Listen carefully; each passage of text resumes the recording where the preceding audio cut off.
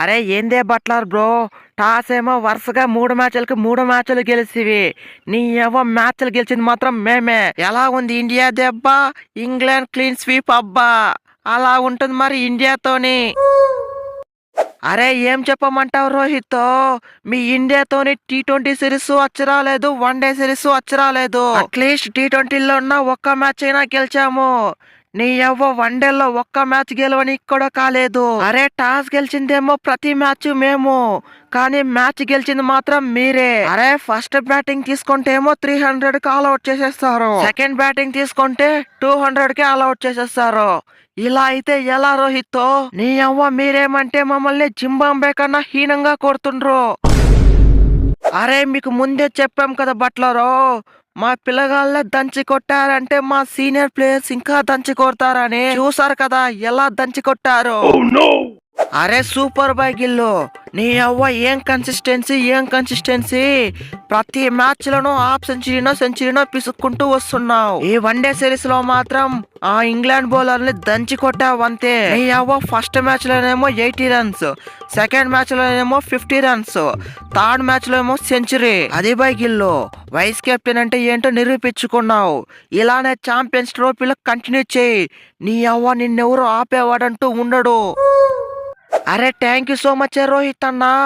చూసా కదా నీ ఈ వన్డే సిరీస్ లో ఏ విధంగా దంచి కొట్టానో. అది గిల్ అంటే, ఈ గిల్లగాడు ఒక్కసారి ఫామ్ లోకి వస్తే ఎలాంటి బౌలర్లు అయినా సరే చితక బాదడమే. నీ ఇక ఛాంపియన్స్ ట్రోఫీలో చూసారో ఈ గిల్లగాని విశ్వరూపం ఇంకా ఏ విధంగా ఉంటుందో. నీ పాకిస్తాన్ అయినా సరే, బంగ్లాదేశ్ అయినా సరే, న్యూజిలాండ్ అయినా సరే పెర్ఫార్మెన్స్ మాత్రం ఈ విధంగానే ఉంటుంది.